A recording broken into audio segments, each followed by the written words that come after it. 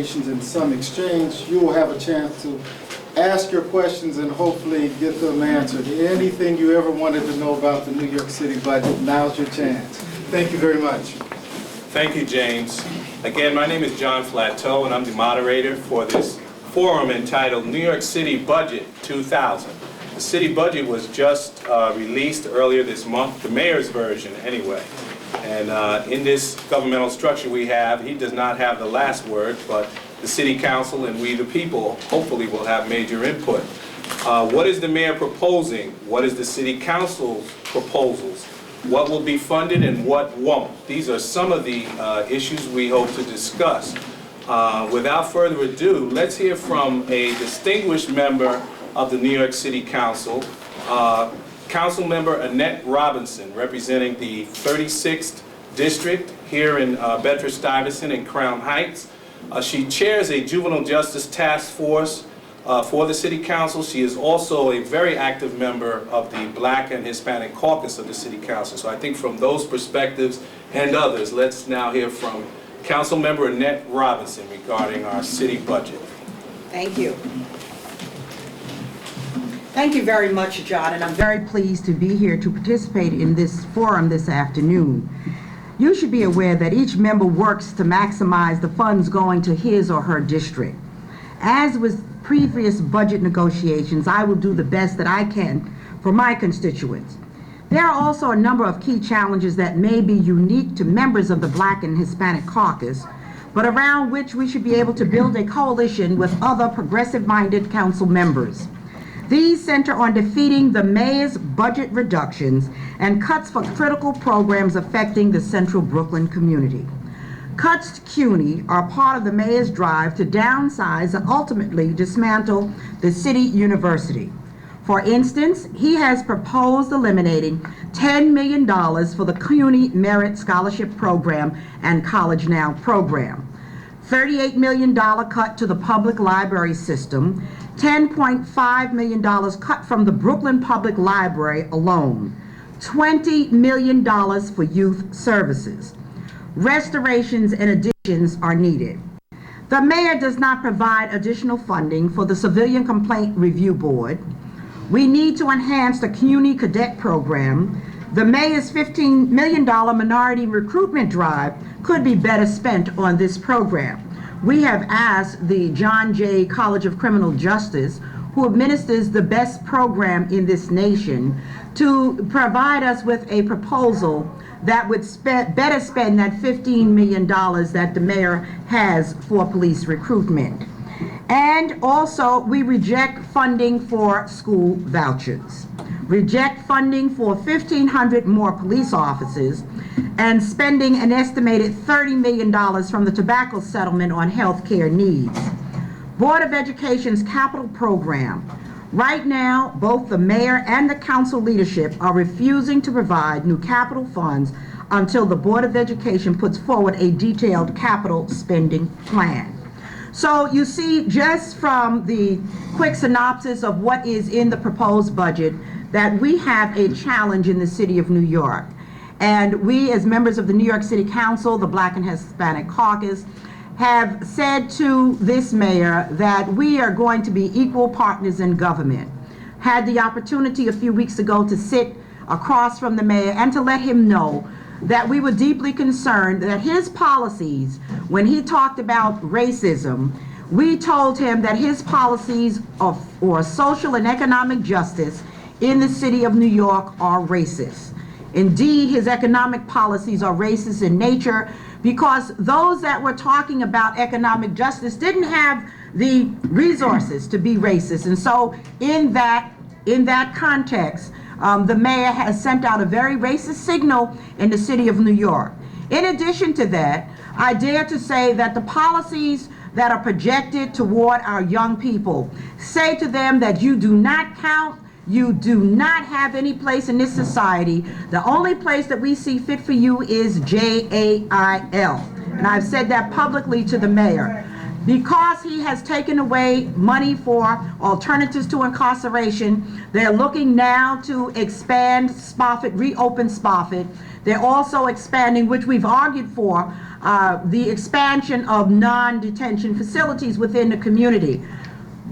Our children are sending us a signal. It's very clear. The incident that took place in Littleton in Colorado, the incident with our young people right here in Brooklyn the other day, they thought it was a hoax, but our young people are attempting to get our attention. When will we wake up and acknowledge these young people after the fact or before the fact? I think the challenge is now, and we as elected officials, we as community leaders must begin to say enough is enough and that our children are important. The children are at risk. The Citizens Committee has done a report and talks about our children being at risk. And I'm sure that Glenn will express some of those concerns. Glenn is an advocate that comes and testifies before the New York City Council all the time and brings forward the altar budget. So I'm very pleased to be on this panel with such distinguished members that support us in the City Council and also those that support us in the community when we advocate for the people of the City of New York. Thank you. Thank you, Council Member. Our next presenter with opening remarks is Larian Angelo, the Assistant Director of the City Council Finance Division. And as I understand, one of her specialties is the revenue side of the budget. We talk about expenses, the expense side of the budget, what money we have or don't have for programs. But hopefully Larian will give us some insight as to where that money comes from, our taxes, our fees, etc. Larian Angelo. Thank you. I'm very happy to be here today. It's interesting to see the unique role the City Council plays in the budget process, and Councilwoman Robinson embodies that unique role. A mayor gets elected and they win a majority, and a majority can be as slim as 50% plus one.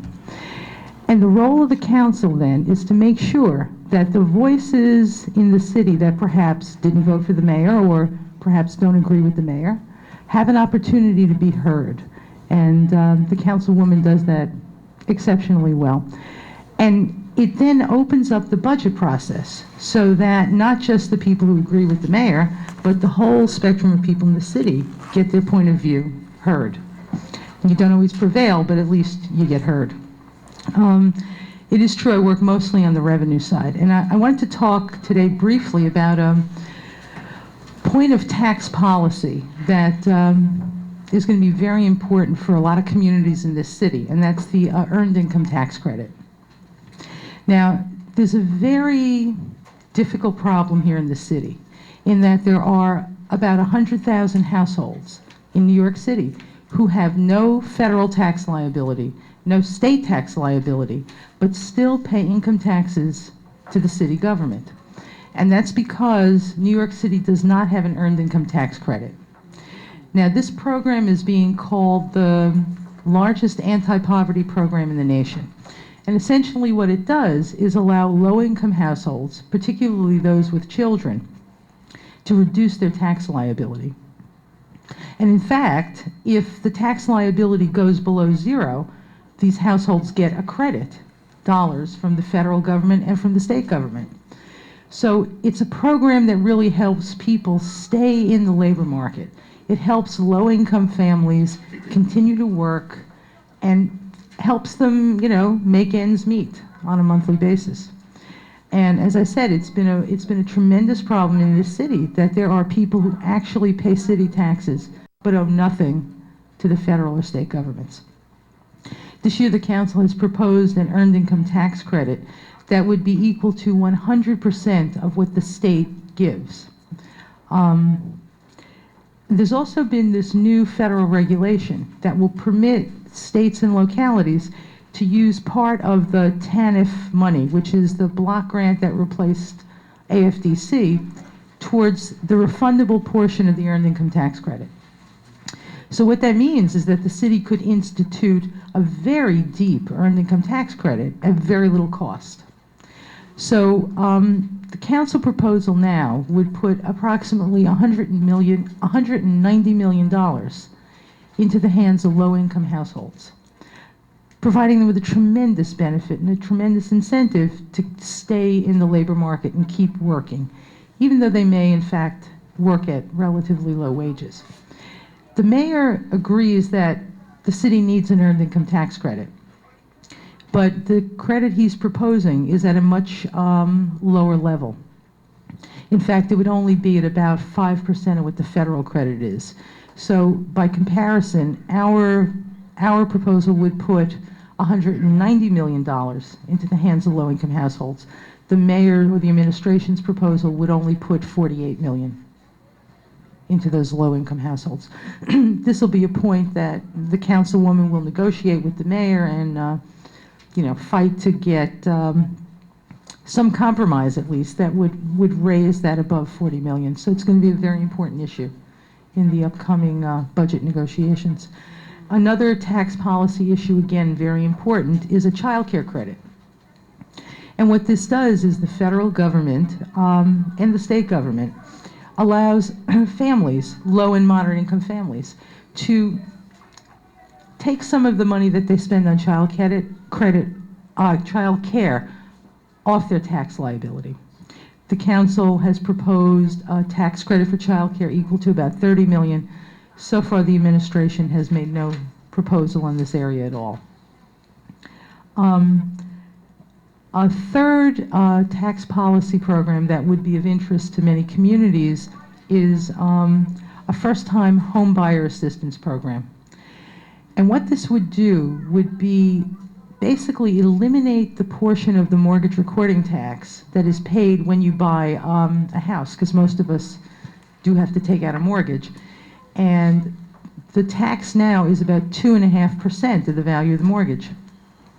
The council proposal would eliminate that, and leaving only 0.5% that goes to public transportation.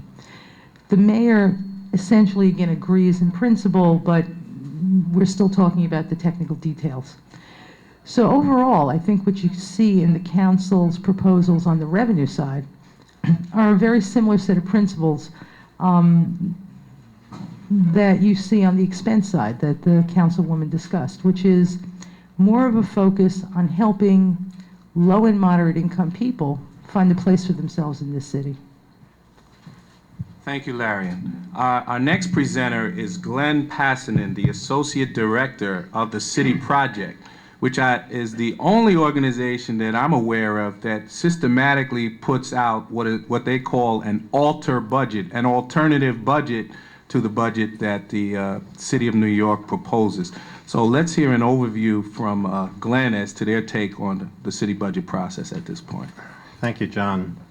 It's a pleasure to be sitting next to Council Member Robinson. She and James Steele and John Flateau have been a strong core of progressive thinking in the council for the past at least 10 years. And I think that core has expanded a little bit through their work. It's a larger core now, and we're much more optimistic about good policies coming out of the council in the next few years. It's good to be here. We're kind of a budget watchdog group representing what we hope is a good progressive view of what the city should be doing. We look at the budget from all kinds of angles. We look at the expense side of the budget, and clearly the mayor's executive budget doesn't do much to promote good services in the city. In fact, as the council member suggested, these $100 million plus cuts are just hard to comprehend. It's just so dumb to do that. We also look at the revenue side, as Larian has talked a little bit about that. We have raised a lot of questions about tax policy over the last several years, and it's one of the areas of the budget that rarely gets much attention, and we try to expand the discussions. You should know that the budget surplus that we've heard so much about in the last few weeks is real, and it's important to the negotiations. There is, in fact, a lot of money out there. The City Council Finance Division has been telling us that day in, day out, month in, month out, and they were right. They predicted what the surplus would be much more accurately than did the mayor. The mayor doesn't like to apparently get the number right because it allows him to hold back any plans he might have about the use of that money. Thirdly, the budget is, of course, always about politics, and we try to understand and share our understanding of what the major political issues are and who's making the decisions. The decisions on budgets, particularly this time of year, get made by a handful of people, the leadership in the council and the mayor personally, or his top deputy mayors. So a lot of the decision-making disappears from our sight in the next few weeks, and we all try to get our voices out there. And that comes to the fourth issue. As John says, we produce every year a alter budget agenda with an alternative set of policies. Really, we call it an alternative vision of what the city should be doing. And we try to match it to many of the things that Councilmember Robinson has spoken to over the years. This is a copy of last year's. We just sent to the printer a copy of this year's agenda. It'll be available beginning on Thursday, May 6th at the Alter Budget Breakfast, which all of you are invited to. There are some flyers outside about that. It's near City Hall at in the Woolworth Building, Thursday, May 6th in the morning. If anybody would like a copy of it thereafter, if you can't make the breakfast, give us a call. Leave me a set. They can come right by our office and get copies. You can come by John's office, and he'll have some copies. If you can't get through to him, we're at 212-965-1967. Just to give you a choice. You'll always have to have choices in politics, right? Or a room, or the Du Bois Bunch Center for Public Policy, room 2032C, right outside of this door. Well, our price may go up, John. Let's keep this going.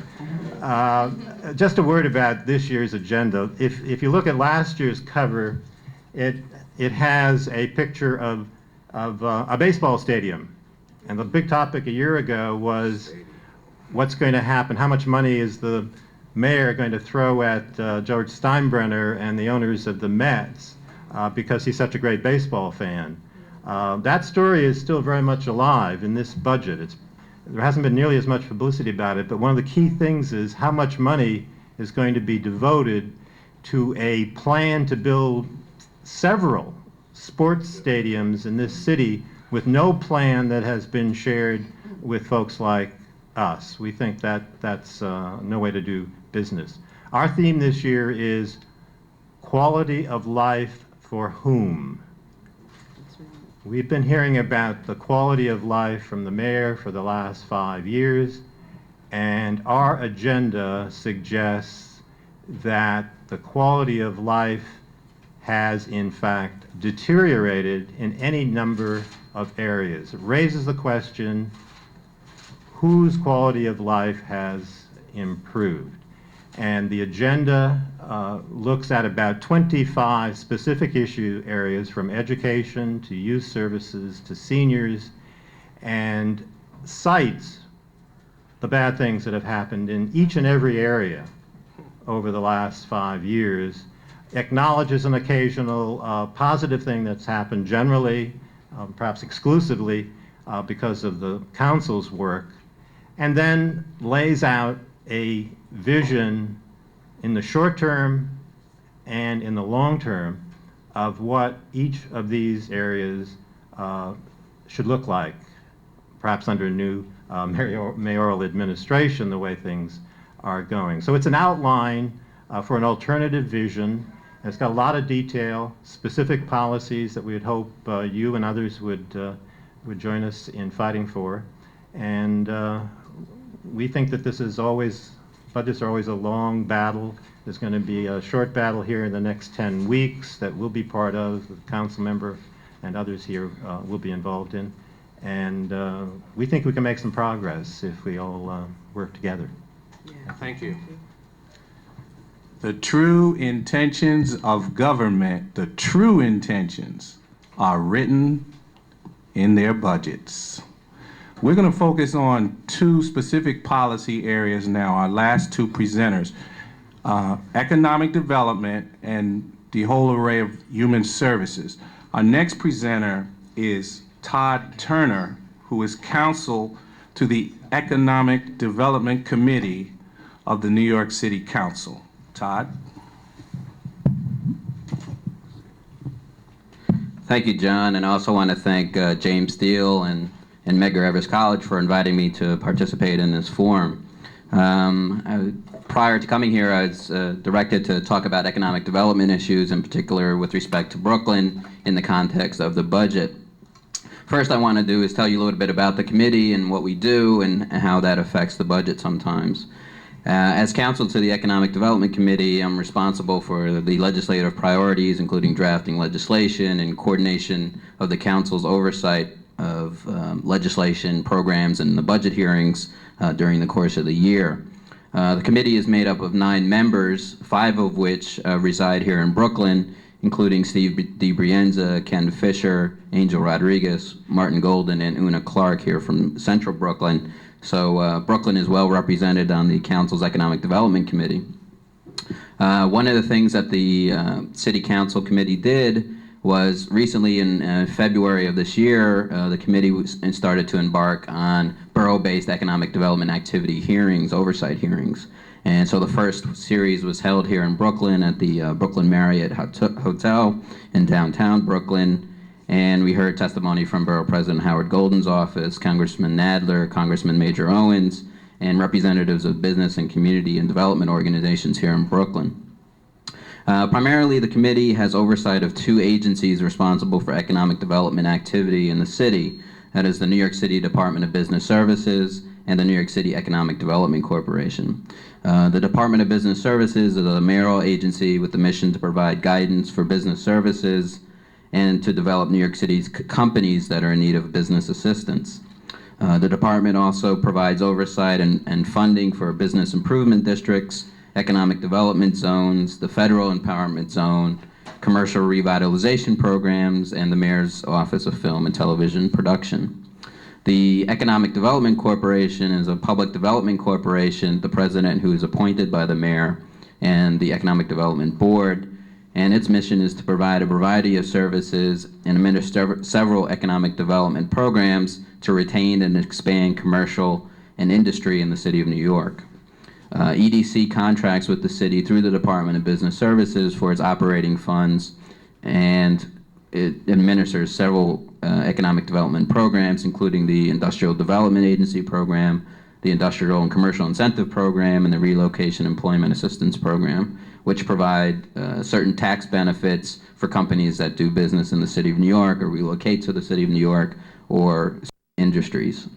The Economic Development Corporation also manages and leases and sells city-owned properties for potential economic development. With respect to the budget issues that deal with economic development and that the committee has done, in the adopted budget from last year, fiscal 1999, the Department of Business Services had a budget of $55 million. It eventually, after the modified budget, went up to about $60 million. For this year, fiscal year 2000, in the mayor's preliminary budget, there was a proposed budget of $128 million, which was an increase of $72.9 million from 1999.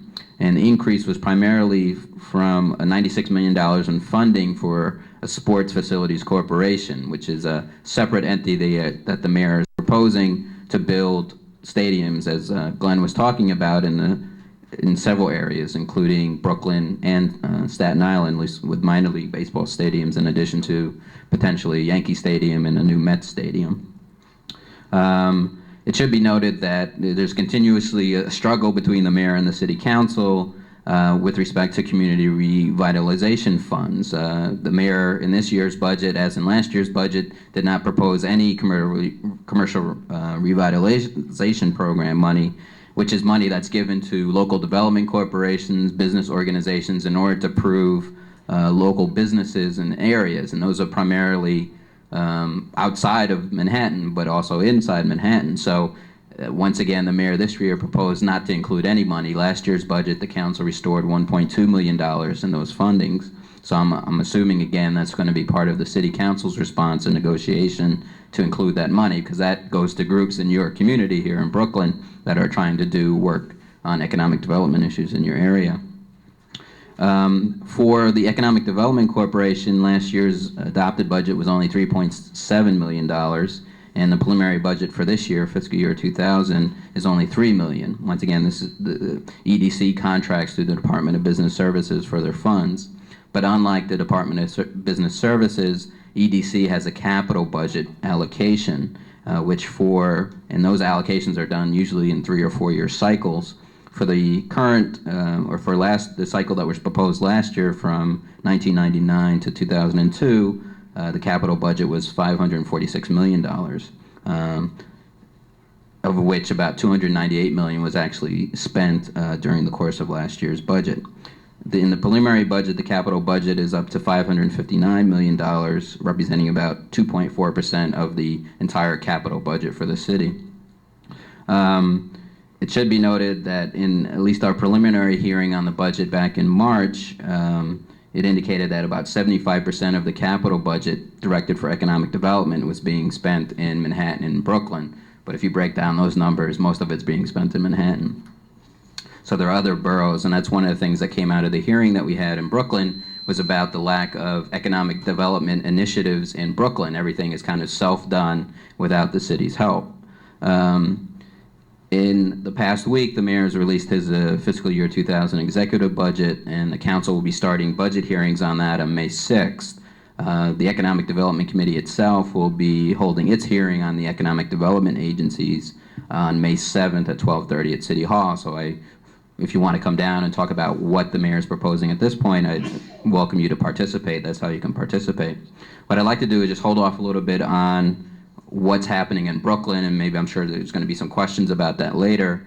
One thing I just wanted to say lastly was one of the things that the council does in conjunction with the Economic Development Committee is to do an economic profile, and there were copies available out front. And this is a useful information. It doesn't go directly into budget, but it does talk about different areas in commercial development, real estate development, human services, health.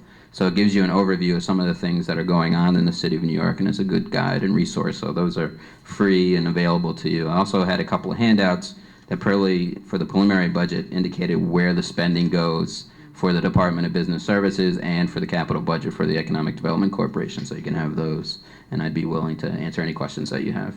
Thank you. We've been talking about budgets, but the thought just occurred to me, none of the numbers for these budgets have been put on the table yet. So let me just give you a few numbers as I understand them. The city's expense budget is $35 billion a year. Every year, the city council and the mayor decide how they're going to spend $35 billion. The capital budget that Todd was talking about, at least the capital plan, my quick math, is about $5 billion a year is appropriated for the New York City capital budget. And just by comparison, the state budget, this budget for the entire state, at least the expense budget, is about $70 billion a year. So the process we're talking about here, our state representatives, and we have some state representatives in the room, are in Albany working on this same budget process, only they're dealing with twice as much money, $70 billion a year. And our national budget, the expense budget, the last time I checked, is about $1.7 trillion a year.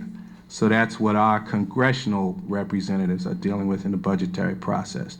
Our last speaker, 3 of our 4 speakers already actually come from the city council. And Glenn represents a voluntary independent agency that deals with city budget issues. We also have an independent city government agency that also looks at the budget.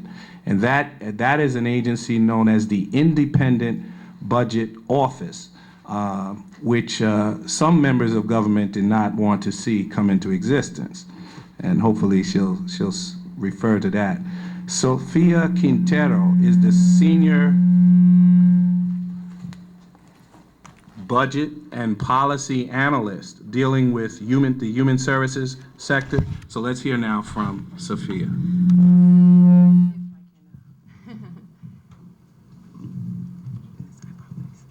Well, now that my fellow panelists have raised some issues that I know of concern to you, I'd like to spend my allotted time describing to you the role that the Independent Budget Office plays in supporting your desire to have an impact on those budgetary proposals. First, I'd like to talk a little bit about the history of the Independent Budget Office.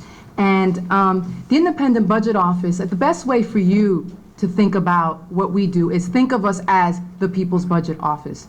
We are here to provide nonpartisan but expert analysis on fiscal, economic, budgetary policy issues facing New York City. We are here to try to demystify and enhance your understanding of the city's budget and fiscal and economic issues facing New York. Now, the Independent Budget Office was approved, the creation of the Independent Budget Office was approved by the voters on Election Day in 1989, but because of the political obstacles that John referred to, we didn't come into operation into February of 1996. And even though we have been around since 1996, we've managed to do to meet our mission in various ways outlined by the city charter, with some political obstacles to information, which I think many of the folks on this panel as well as in the audience are familiar with.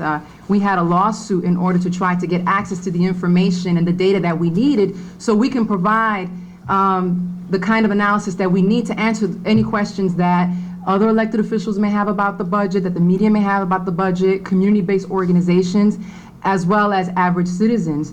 So we've managed to try to do the best that we can. I think we've done a pretty good job. We've hit the ground running, and we've had a lot of support. Some of our supporters are sitting right next to me. One thing that the Independent Budget Office has done, I want to point out, and these are sitting outside in the front. This is a roadmap that describes the process, the budget process in New York City, and it pinpoints who the various players are, what their roles are, and also where you fit in. And the way you would use the Independent Budget Office in order to inform your involvement in the city's budget process is we have a staff not as big as the mayor's office, management and budget by far. The staff is about 300 people and we're only about 30. So while they may have as many as 10, 12 analysts working on a very particular part of a city agency, I, for example, only handle the Human Resources Administration. I have that one agency and I have about 5, 10, 15 counterparts at OMB. But when you call me, you will get someone at the other end of the line, and I will do my best to answer your questions because that's what we're there for. So one thing that I wanted to also point out to you that I put outside is IBO's staff directory. So if you have any particular questions about different aspects of the budget, be it revenue, taxes, be it expenditures, if you're interested in transit issues, we can find the direct number of the analyst who can try to answer your question. I'll give you an example. Just yesterday, I handle Human Resources Administration, in particular the issues of domestic violence, AIDS services, Medicaid projections, and I have a senior analyst who focuses on public assistance who can answer your questions on that. And I got a call from the New York AIDS Coalition, and they were concerned because they had been rumblings in the community that there was $3 million that was going to go into implementing the new HIV partner notification law that the state has implemented. And there was concerns that some of the money that was appropriated for case management services for people living with HIV and AIDS was being diverted to that. So my job was to find out if there was any truth to that rumor, which I did, and for those of you concerned about that, that there is no truth to that rumor. But that's the kind of role that the analysts and the economists at the Independent Budget Office play, and we would really like very much for more citizens and organizations to make use of us as a resource in terms of finding out, separating the fact from the fiction about the New York City budget and the New York City's economy, so that when you see when the hearings are happening, when the city council is having hearings, that you can go in and your voice can be heard. So that, in a nutshell, is what we do at IBO. That's what we're there for, and we really would like, we welcome your calls. We do 3 reports that are mandated by the city charter every year. We do some other briefs. Sometimes council members want to pass legislation and they want to know what the fiscal impact of some of the bills that they're proposing are. So sometimes they'll come to us and say, could you do this? Could you find out just exactly how much this is going to cost and where it would come from? But we also have 3 reports that we do. In March, we released our analysis of the mayor's preliminary budget, and by May 15th, we will have released our analysis of the current budget that we're discussing today. So you will get our take on the mayor's various proposals, especially, particularly in the areas of not only revenue, but also in the areas of public assistance and Medicaid. We tend to think that basically pretty much every year, we tend to think that what the mayor's planning to spend on public assistance and Medicaid is going to fall short. We think that it's going to cost a lot more than he planned, and we put our own numbers out there. This is how much we think it's going to cost, and we put and this is why we think, because, you know, the rate of healthcare costs is increasing, or because the caseload, or what we think the caseload is going to be larger or more expensive. So that's what we do. In its fullest extent, which would take and put police officers back on the street. That has been the hue and cry of communities continuously in terms of police being in the street. It is believed that had police been in the street, cop on the block programs that they used to have, that they would have known Amadou Diallo as Amadou the merchant, Amadou the African merchant. Those are the kinds of things that they would have known because the cop on the block would have been able to have some kind of connection with the street crime unit. That's another story in itself. But also, John, there's concern about the elimination for funding to alternatives to incarceration programs. It seems as though that, you know, continuously jail is the option, jail is the option. You have no other options where someone can be intervened with so that they can get their lives back on track. The other thing is that there's been a $450,000 reduction to crime prevention and oversight programs, meaning reduced children's violence programs. In particular, I want to mention that because when we talk about young people who have had who have been involved in violent incidents, and we want to try to give those children an alternative to violent attitudes and behavior. How do you do that? You do that through programs and services so that our young people will know that there's an alternative to conflict. But in that same context, we also show them, you know, we show them violent movies. They see violent movies, they see violent television, and they see adults interact in a very negative way with each other. And ultimately, the end to that conflict is the elimination. And I think that that's something very critical that we must look at in terms of reducing violence for our children and not taking away programs that will help to work with our young people. The other thing is, would you believe that there's a $2.1 million reduction to employment and support programs at the Department of Probation? What does that do? When young people, there's a special program within the probation department that works with young people who have alternatives to incarceration on those that come on probation to help them to find jobs. Well, the City of New York, the mayor of the City of New York says, no, why should we do that? We want to have them as recidivists. That's exactly what's being said. Why don't we have them as recidivists? Because that's the only thing we want to do for them. And also, there's a very special program, and it's the removal of $7 million for indigent criminal defense, the Neighborhood Defender Program, legal aid, and neighborhood defender services. that's to be cut out. So therefore, within the local community, you are not supposed to have any kind of local defender service where you have people, say for example, young brothers and sisters who have gotten into trouble with the law, or they've come out of jail and they want to get themselves back on track. Sometimes the local defender service would assist them in that, because there are a lot of issues that people have to work through as they're making this transition from incarceration to society. So they help them with the transition. And finally, we talk about substance abuses. Would you believe that the mayor proposes to eliminate $4 million of funds to the district attorneys for the Speaker's Drug Initiative? And that is to be able to help people who are addicted, perhaps, get additional slots, treatment slots. And so the mayor doesn't feel that these things are important. We have to be very clear about the very sad mentality, I would dare to say, and wickedness that permeates city government that we have to contend with in terms of public safety and criminal justice. They do not want anyone to be saved. They want people locked up, because it creates a whole new industry. And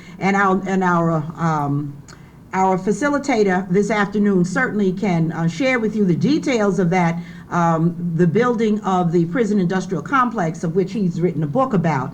And so that's something that he can share with you in terms of how that's being built up. And the product within that prison industrial complex are African American and Latinos. And there's something to be said for that. And all of us should be alarmed that our young people are being incarcerated and they're not being trained. Thank you. Okay, thank you, Councilmember. And a final word from Todd on some of these economic development initiatives that are going to help Brooklyn before we open up to our audience. Just briefly before that, I think it's fair to say that the mayor's emphasis recently on economic development issues deal with two primary areas. One is Wall Street, and the other one is building stadiums.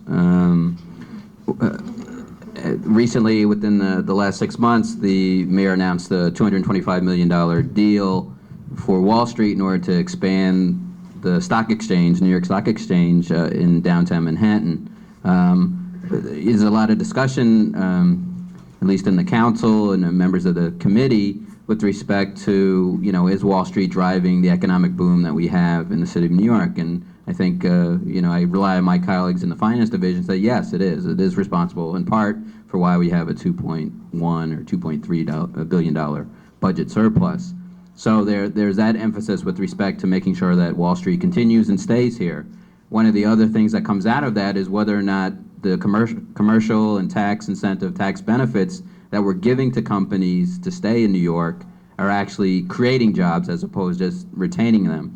And the Economic Development Corporation has kind of been shifting a little bit now. Instead of just retaining people, we're now trying to make an emphasis on getting more people to be hired in the city of New York who happen to live in the city of New York. Unfortunately, a lot of people, and the Economic Development Corporation does not, as part of its fact gathering with respect to the agreements that has, does not require that people who are hired are from New York City. They could be from New Jersey, from Long Island, from upstate.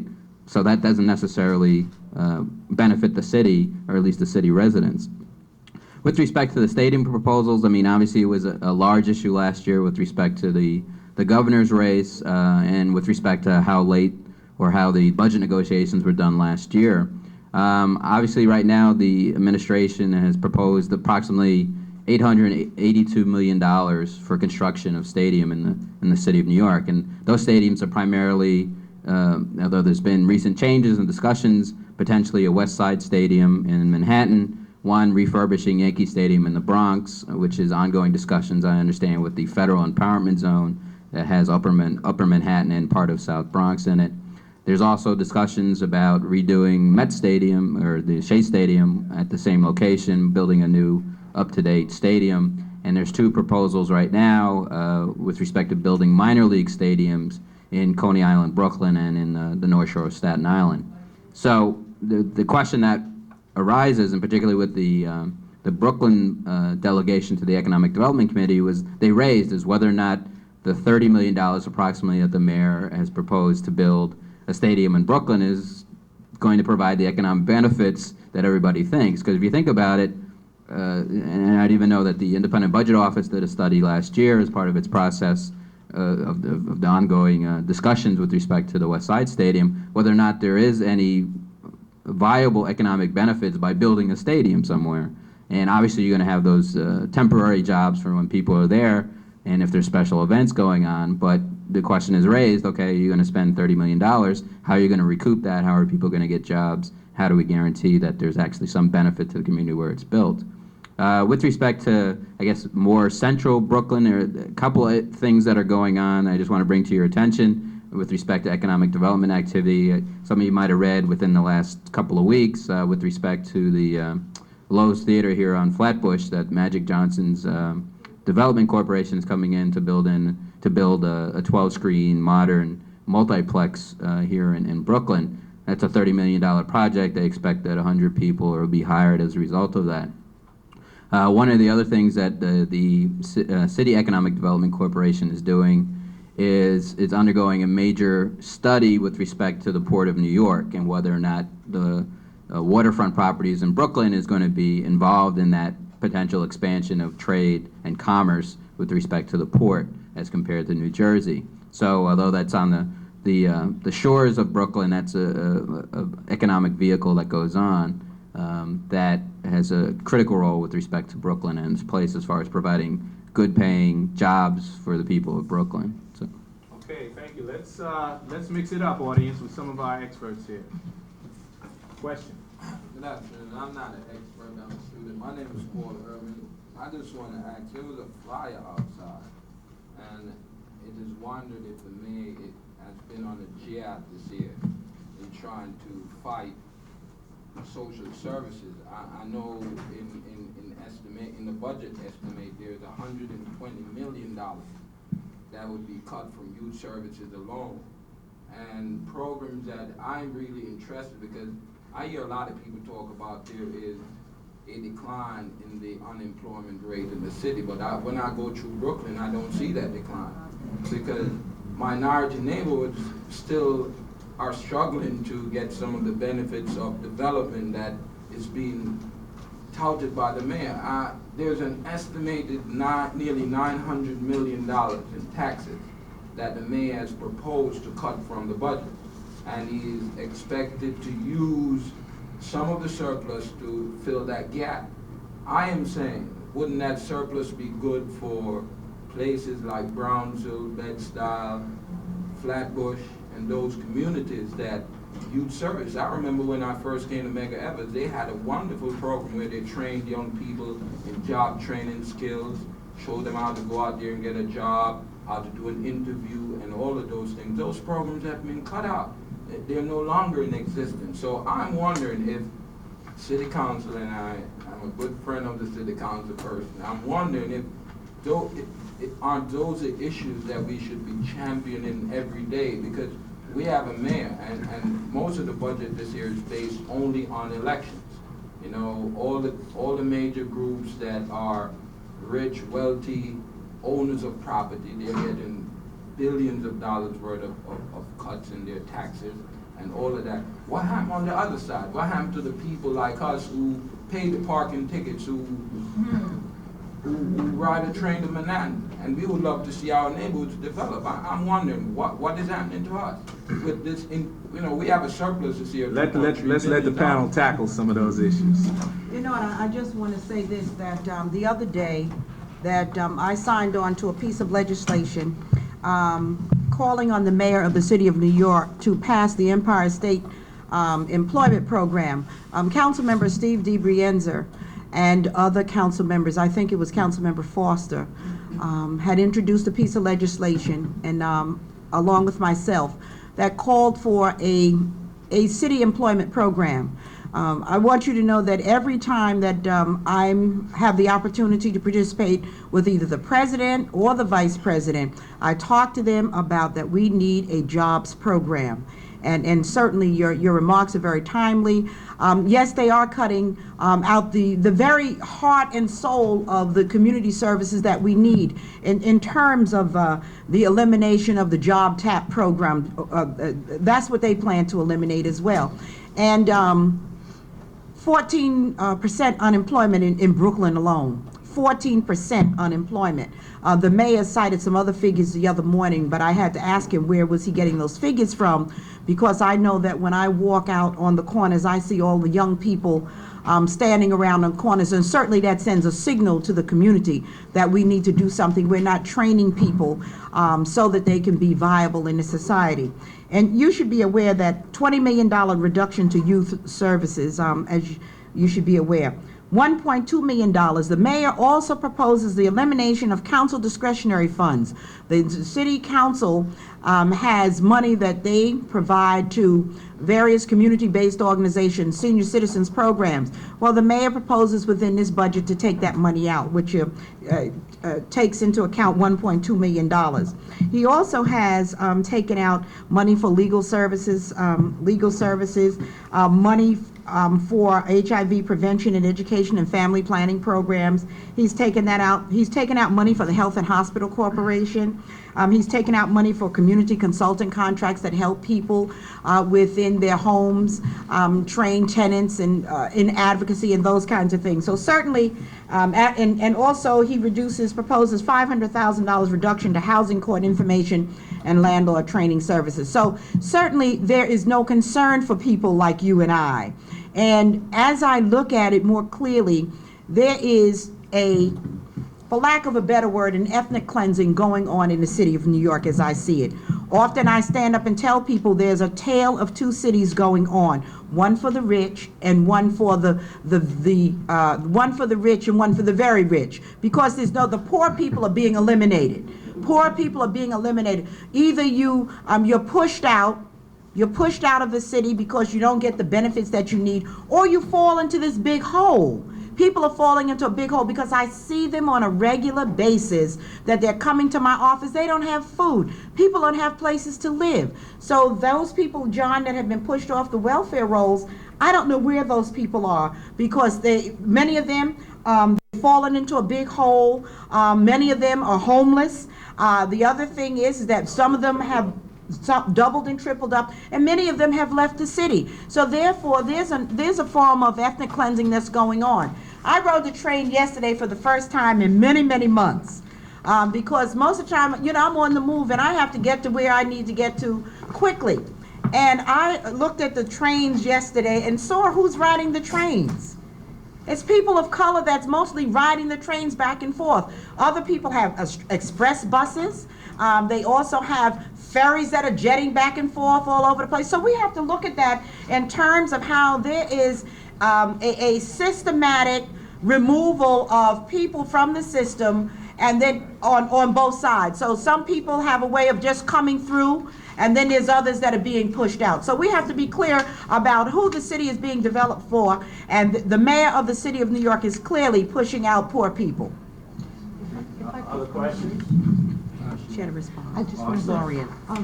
Larian? Yeah, I just wanted to, the councilwoman talked about problems of housing and homelessness, and making home ownership affordable and making more affordable housing, both rental and housing that's owned, was a priority of the council last fall and also in the spring. And the council is proposing right now to take the additional funds the city expects from the sale of the World Trade Center and earmarking those for a program to build low and moderate income housing. And in fact, the person who wrote the proposal is here with me today. I hope you talk with him later on. The proposal would essentially build 20,000 units of housing in the city in the next 5 years using the $80 million we expect to get, part of it as pay-as-you-go capital, part of it to be bonded out to expand the capacity of the program. So there is a lot of attention being paid to the issue of housing and affordability in the council. Yes, sir. Yes, question directed to Councilwoman Robinson. My name is Colin Moore. I'm representing the office of Congressman. One of the things that bothers me, Councilwoman, is the fact that many of our communities seems not to be involved in the whole budgetary process, including the debate. The very fact that you're the only council person here today in this important discussion says much. I think one of it has to do with the language, I suppose, of the discussion, the fact that we're dealing sometimes with statistical and mathematical language and people are turned off. But I think that the Black and Puerto Rican Caucus, however, has a responsibility to be able to communicate this budget message in perhaps a consumer-friendly manner. People need to know, for example, that Giuliani is making these budgetary proposals. Let's say the council says, well, this should be straightened or this should be restored, unless it is related to a particular ideological position of Mr. Giuliani, namely that he's pro-business and anti-labor. It's very difficult for people to understand why certain budgetary proposals are made and certain cuts are made. I would like, for example, at this time of the year, when you've made your response to the preliminary budget, for example, that some flyer or something like that be sent out to the constituents explaining or proposing an alternative budget on the part of the Black and Puerto Rican Caucus, and to be able to relate the budget cuts and so forth to ideological positions and explaining the reasons why we are making certain types of propositions. I mean, I would like to see that level of communication being made so that the community can be involved. I think it's very important, as our brother says, the intentions of politicians are reflected basically in their budgetary proposals. And I think that this is a kind of debate in which we should all be involved. We are certainly prepared to do that now, Colin, as we're culling the information currently from all of the areas so that we can begin to put that alternative budget together. For the caucus. We're working on that. And then what has been the practices is that we usually send out what we do to the constituency. Usually our constituency of, community boards, block associations, and local churches, so that people would be aware. Unfortunately, because of the upheaval within the city and our activity around the demonstrations that took place, we would have held a forum at City Hall. We were planning to do that, to hold a forum at City Hall and bring people to City Hall so that we could discuss these very critical issues. And people would be more able to understand how they directly impact on them when you're taking out money and you won't be able to have the litter basket collection on the corner. Or it means that you won't have playground associates in the parks, or the parks don't get cleaned. Or we're talking about a lack of access to the Brooklyn Public Library. That means that the days would have to be cut. So those are the kinds of things we were going to do to show the concrete response to this, so that people would know how it directly affects them in their local community. So certainly, and I thank you for your recommendation. Other questions, comments? Yes, ma'am. Hi, my name is Deborah Lassane, and I'm from the Bedford-Stuyvesant Community Mental Health Center.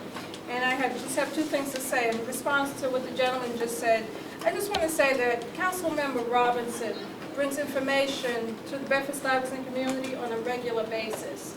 She meets with her constituents, she comes to the community board meetings, and we are always informed about what's happening in city government and what's happening with the budget process. And that's something she does on a regular basis. I mean, your point is well taken, but the people who need to hear it probably are not here. I just want to say that the City Council Member Robinson does that on an ongoing basis. My concern is with the provision of health and mental health services in New York City. And I know you mentioned that there were recommended cuts to the New York City Health and Hospitals Corporation. I just wanted to ask if you could elaborate on that, and also to say what is being done to counter those reductions. We all know that the mayor has been trying to dismantle the New York City Health and Hospitals Corporation for many years, and I'm just curious about what's happening at this point with the New York City Health and Hospitals Corporation. Panel?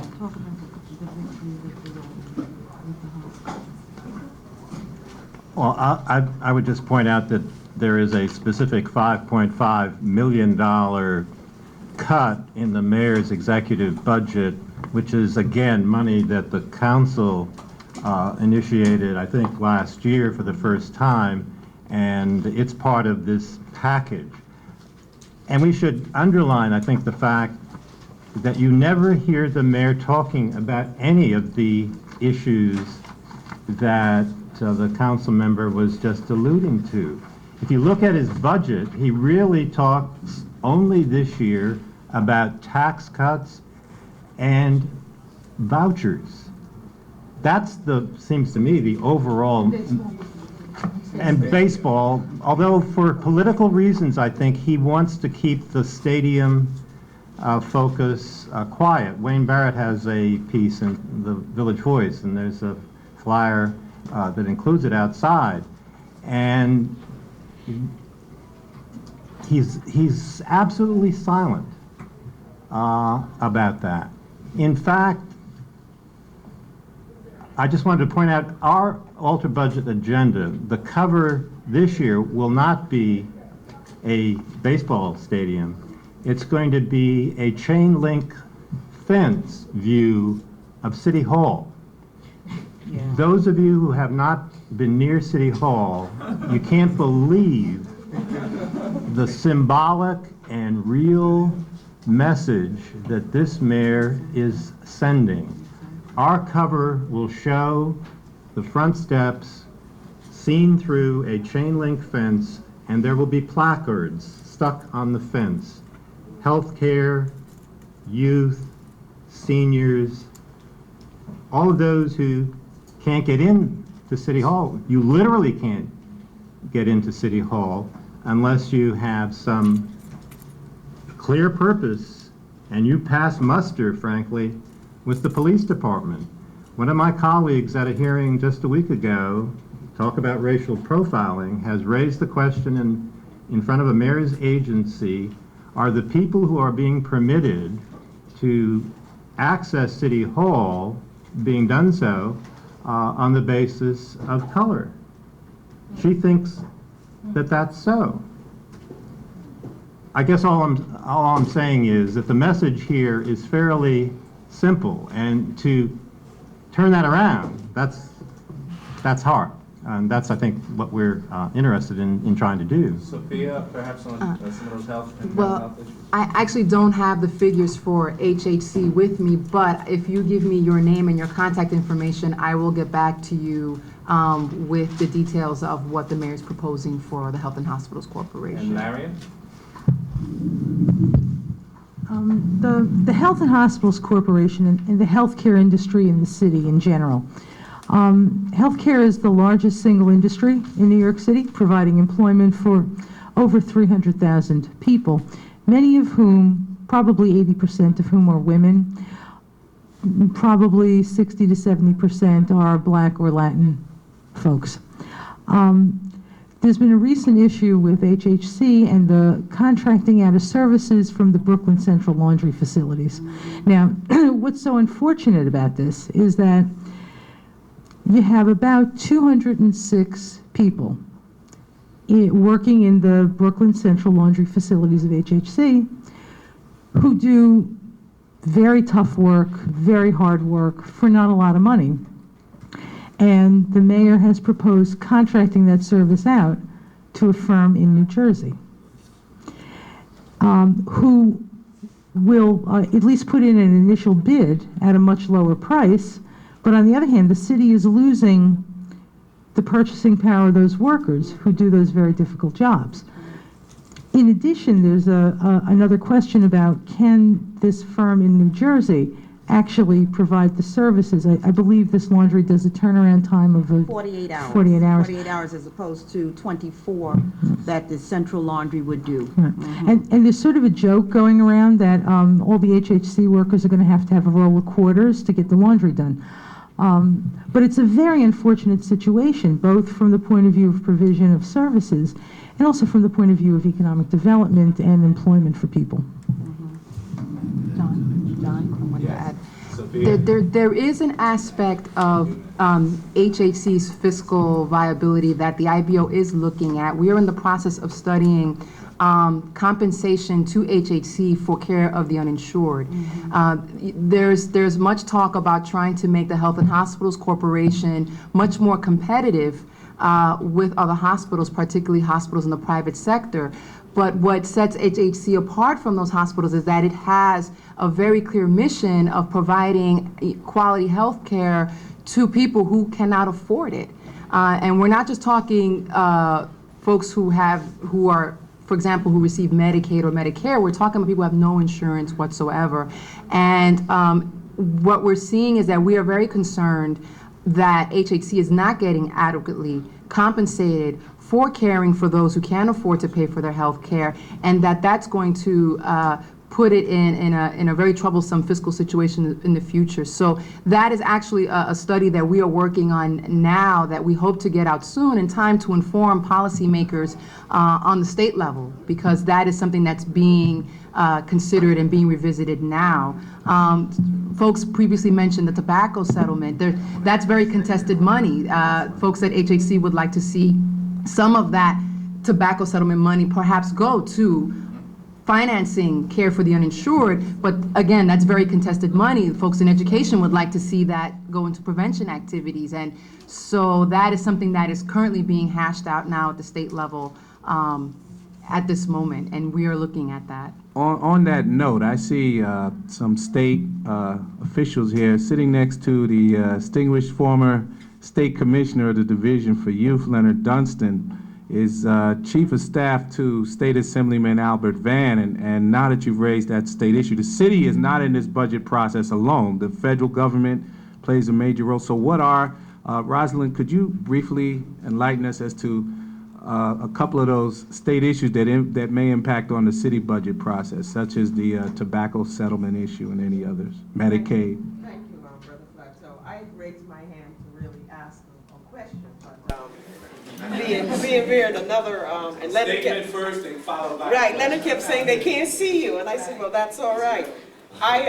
We're all in this together, I guess. Don't know when the state is really gonna get serious, that it has to hold the governor accountable and responsible to pay attention to his draconian budget that he's just dropped on the state of New York and has been silent on what to do about it. We are struggling at the state level with all of the issues that you're struggling with. There seems to be a similar theme, and I don't know if it's because both of them have interest in future political national agendas. But the interest obviously is that we do not really care about a surplus. They don't want to acknowledge that there is a surplus, and when they're pressed to the wall and they see the numbers clearly, then they want to disagree on the numbers in terms of what the surplus represents. And then they want to really argue the point that none of the surplus should really be spent to deal with issues relating to making communities well, dealing with issues of economic development. One case in point, which since I'm here at Medgar Evers, that drives a point home, this whole notion about ignoring the value of a higher education for those who are really struggling to work, to raise a family, and the ludicrous way of not only eliminating and reducing the tuition assistance program, TAP, but also to have the audacity to set policy and say, not only am I cutting it to 75% of what you were originally getting, but I'm also going to say that in order to be eligible for it, you have to carry a caseload of 15 credits, and you also have to get out of school within the 4-year requirement. Now, we all know what that would mean to the Medgar Evers family and to families across these communities who struggle. I'm just using that as just one example of where you have a governor who's not only recommending a cut, but has crossed over and is now recommending policy. And years ago, when I thought government was designed for the people in a democracy, I thought it was those who got elected by the people in the democracy that set the policy. Well, I want you to know that things have turned, and what he's doing is certainly mirroring what the mayor wants to do here in the city. And that's just another example. So we are at a stalemate in Albany. The lawmakers are not getting paid. He's getting paid, as you well know. a lot of his top aides benefited also from a tremendous increase, which he didn't ask anybody about back in January. So they're getting paid, and he's getting paid, and he could really care less. I've never seen a more callous, a more cold, a more uncaring environment. It's mean-spirited in a way, but clearly I don't think it's as hostile and mean-spirited as what I see in New York City. It's so depressing to walk by City Hall, and I'm so pleased that you're going to do that on the cover and to really see what this mayor has really done. He has not only gone for the jugular, but I mean he's really opening up your whole body, and he's taking out everything, every single major organ to make you live. He's really addressing. Which leads me to the question where I was going, and I know that Council Member Robinson is in juvenile justice, but I know you must have some discussions with your colleague, Member Fisher, who heads the youth committee. Oh, you're on that committee as well. I know that committee is probably aware of what the mayor is now doing in New York City with the $20 million cut in youth services. What people may not know is that a good 70% of that $20 million cut represents the city's share of what it puts up for prevention services that it draws down from the state in terms of what we call the Youth Delinquency Prevention Program, which is YDPP. YDPP has been around as an entitlement prevention program in every municipality in this state since 1945. Now, all the cuts that I heard you talk about, none of them have the life that the youth cuts have. 1945. Every single municipality, including Hamilton County with its 300 young people, all passed budgets that put dollars into saying we want to do something to support young people. This mayor is not cutting YDPP. He is eliminating it. It is a zero. It is a big fat goose egg. It is what you call a slam down in your face to the under 21 population in this city. And I wonder if they know that those same balls that they're bouncing, or at least trying to bounce, those are the left, and any possible recreation program that gets 5,000, 10,000, tutorial help, anything to just give relief. How do you spell service? S-E-R, V-I-C-E. How do you spell relief? You spell it S-E-R-V-I-C-E. He's totally cutting it out. When I heard that, something went through me, a chill went through me, and I often wondered if Wayne Barrett or somebody, or the headlines can say, Mayor Giuliani eliminates a 1945 entitlement program. I mean, it's got to be that dramatic, because people are hearing cuts in youth services, but they're not correlating it back to the history, and there was a reason for that. That entitlement program came out of some legislation as a result of what to do with the children now that their daddies went off to the war in World War II. And there was a need to provide dollars for some after-school activities, recreation. It is the only prevention money in the city that the state entitles the city to draw down and receive. So he's ignoring that. And I just wanted to make that point. That's very, very significant. And thank you for the opportunity. I didn't mean to go on that long. Other questions or comments? Brother Paul, I think you wanted to take another round. Question this time. I just want to ask, the city council as a 308 in the earned income credit that the mayor has proposed. It's a good idea, nonetheless. No, the mayor didn't propose but that. I'm saying, in the mayor's plan, it would save $86 a year. Is it $86 a year for families? And in the city council plan, it would save $386 a year for families. And just part two of it.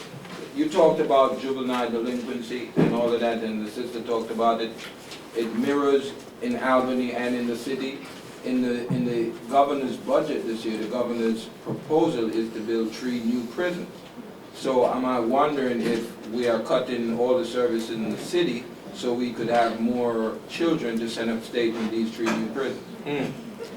You answered your own question. She will give you the other response. You answered your question. Yeah, those numbers are approximately right. The earned income tax credit, it looks like, the tax table on when you pay your personal income tax to the federal government. So it's hard to talk about a typical family because it depends on if you have 1, 2, 3 more children. But those numbers are proportionally about right.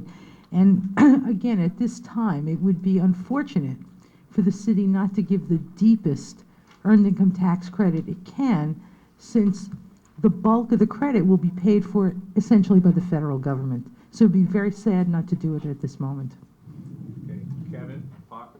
I wanted to ask you a quick question. I wanted to thank everybody for the information that comes. It's been very helpful. Now that we've kind of been armed with these numbers and what's happening and where, just some suggestions about how we as a community, particularly Brooklyn, Mega Everett, but also citywide, need to organize in order to assist Councilmember Robinson and others on the City Council who are trying to address these issues. Thank you. I'd just like to say this. You know that on a regular basis, people still do come down to City Hall, even though it's kind of difficult to get in, and do their lobbying and whatnot. And also, we certainly need you. We need you to write. We need you to write. That's something our community does not do, and I say it often to people. I received more information on smoking legislation that they did not want us to pass than I've received on education. And so it's important that you write. Take pen to paper and say, look, this is what you're doing. The issue that Rosalind Prudhomme, she spoke about, you've got to write it. You have to write that.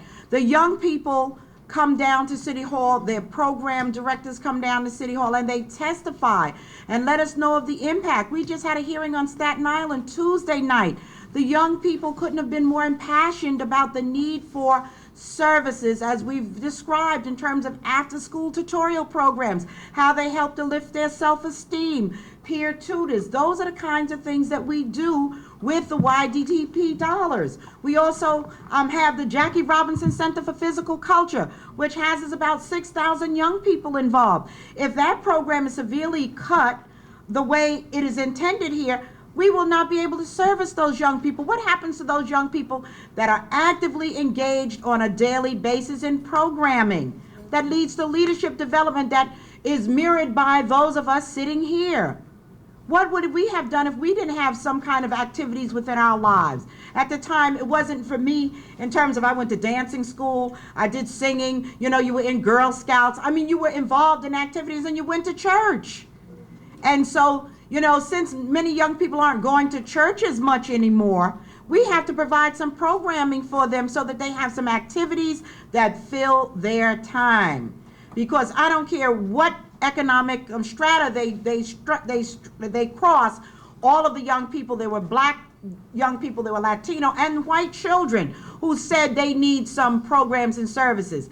And it was a little contentious the other evening because one of the council members said, oh no, this, to say, not on Staten Island, that children had those kinds of needs. And the reason why the council members said that is because the council members that represent, some of them, not my colleague's representative, but some of the people that represent Staten Island suggest that the children there don't have any problems. They have problems too. And they said that they have problems. They know the difference in the schools that they attend, where the services are and where they are not. So all of the children need the services to be able to protect and undergird them in the city of New York. And I would but you have to write some letters. I would also add to Kevin's question, what can we do? All of these panelists here are available for you to hold meetings in your own neighborhood, your own communities, to sponsor information sessions like this, and invite them to come out. Take their literature, you have their phone number, and contact them to organize an information forum like this in your own neighborhood or with your own organization. Commissioner Dunstan. And we're going to wind up very shortly. Very briefly, I really just came. She says stand up. You know I'm rather shy in terms of public gatherings. I really just came because I heard that one of the preeminent political leaders of our time was holding a hearing here at McEvers. And because now I've got some time to be available, I wanted to come and support her, and that's City Councilwoman Annette Robinson. The question, the comment is the following. One, I'm not here to represent anyone other than the National Association of Black Social Workers, of which I'm now the National Political Advisor. But I've come because I'm really concerned, as my colleague Rosalind made clear very early on, that there seems to be some docility that's resonating within our community. When we were at the state level, I can recall numerous people always inundating our office for supportive services. Now at a point in time where we see the decimation of services occurring, there seems to be a fear that's overtaken our community, and I don't see an uproar. And it really frightens me because I am able now to get around and work with young people on a volunteer basis, and they need us now more than ever. And the brother's point about how do we mobilize and all of that, I really think that we've got to do what we did to get where we are today, and that is take it back to the streets and to do it the hard way and make life very, very difficult for those who are living comfortable. So there are a number of us who are seeing this in a very different light now that we have an opportunity to step back. And all I'm suggesting is that if there's a way that the City Councilwoman can impress upon those same service providers who used to come to Albany and sit in her office, in my office, and bring thousands of young people to Albany, now you have a 20,000 reduction, 20 million, I'm sorry, in funding for young people. And as all of you in this room know, the agency that I'm responsible for, we locked up more young people than life can ever describe for you. I will not go through that horror story. But to suggest now that no one knows exactly what to do, our hands are tied, when we're being driven back to a Neanderthal state in terms of how people exist, it seems to me we should be enraged, angry about what's going on. So I guess every place I go, I'm trying to encourage people to not just be docile and sit back and accept what's going on. The Councilwoman can only set a stage. She can develop a forum like this where we have experts come and provide information. It's up to us to go back to our communities and organize and make sure that we get the numbers where they should be and put the pressure on. We want to commend the presenters for an excellent presentation. For those of you who are wondering about what they're doing at the state level, they're trying to ensure again that the services are further decimated to our communities by introducing what they call social work licensure bill. On page 5 of the Amsterdam News, check it out, and you'll see why I'm enraged about, again, a service that has a real adverse impact on our people. Thank you. It's really important for you to appreciate about the budget and to convey to as many of your neighbors and families and friends as possible is that a budget is a planning document. It's a fluid document. It is not a static document. And we should not just be discussing the budget at certain times of the year. Even though the budget is solidified and discussed and debated at this time of the year, it is in full effect throughout the entire year. And changes are made to it, and it's modified. Things change on the policy landscape that impact the budget. And so it's really critical that it's not just this time of year that you are monitoring the budget. You have to stay informed and stay on top of whatever issues that concern you. You have to stay on top of those issues, and you need to be in contact with all of us here so that we can help you stay on top of those issues. It's not just this time of year where the budget has an impact. This is where the planning document is created, but as a planning document, it's subject to change throughout the entire year, both revenues and expenses. So you can't wait until May to mobilize around the issues that concern you. You need to make use of us throughout the year. Okay, I just want to emphasize Sophia's point. The legislative branch can pass the budget, and the executive branch can impound the funds and not spend the dollars that they approve. That's why the price of liberty is eternal vigilance. Let's have closing remarks from Larian. Any final comments you want to make? Just as a final comment, the New York City budget is actually the fourth largest budget in the United States. And, you know, we sit here and we throw around dollar figures like, you know, 35 billion, 10 billion here, 20 million there. Before you know it, you have some money. And we forget that these are huge sums of money that have a tremendous potential to change the character of neighborhoods or lives, obviously. And community involvement is key, and the councilwoman, along with the rest of the council, will be holding public hearings, and the public should attend and voice your opinion. And that helps the councilwoman then to do the job she's got to do, which is very tough. Luckily, I just have to do the numbers. The councilwoman has to deal with the elected official on the other side of the hall, and I don't envy her. So give her the help she needs to do the job she wants to do. A word about the surplus, this $2.1 billion. One of the unfortunate things that's happened is that the discussions about that large, very large pool of money, the discussion just hasn't taken place in the public. That money, much of it, is being spent. It's an argument for the tax cuts. It's an argument for the tax cuts. We're talking anywhere from $500 to $900 million of new tax cuts down the road, and they're being justified in large part by this surplus, because you won't see the impact of those tax cuts until much later. There are alternatives to that kind of use of the money. We've talked briefly about economic development today. You could, it's technically called pay-as-you-go capital. You could take that, it's supposed to be one-time money, because who knows what the surplus is next year. Take the one-time money and not set up a long-term tax cut, but devote it to fixing up the schools. We have barely touched the surface of fixing up the schools. Why not use that money immediately? The idea that we have a mayor who's spending so much time talking about destroying the public school system, for which he has been responsible for 5.5 years, in large part, certainly fiscally, it's outrageous.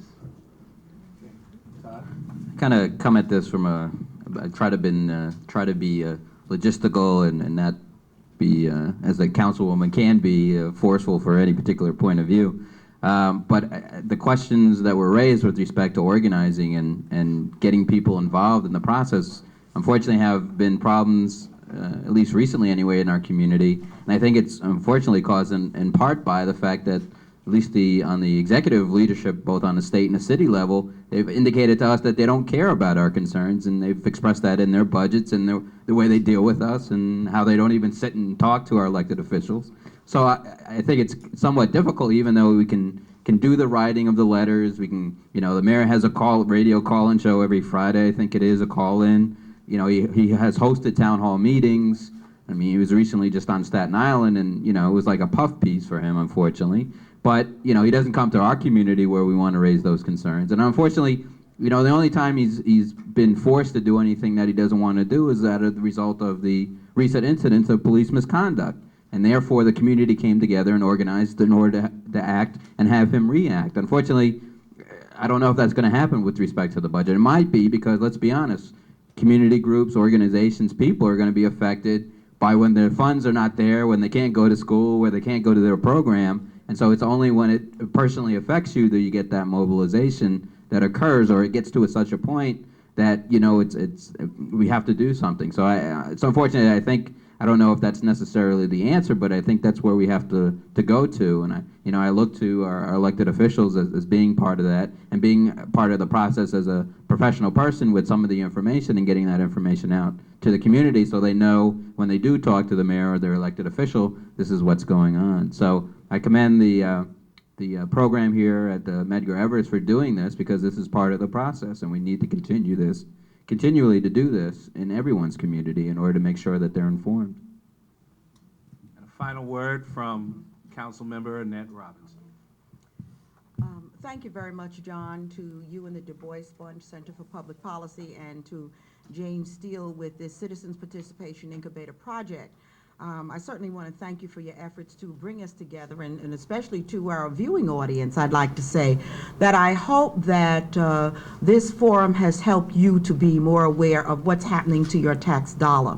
In addition to that, I'd like to say that last year, the City Council formulated its own budget. We formed the budget, we passed the budget, and the budget was vetoed by the mayor of the City of New York.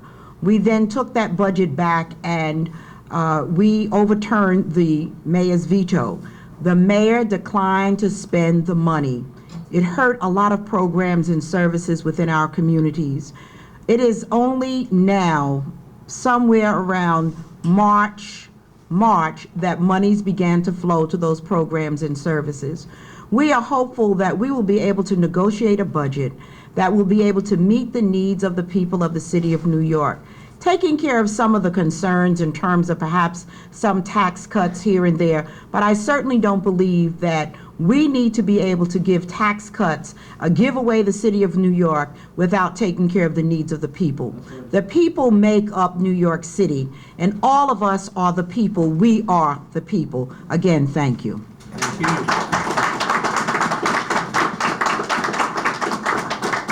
City Budget 2000, get involved. Thank you.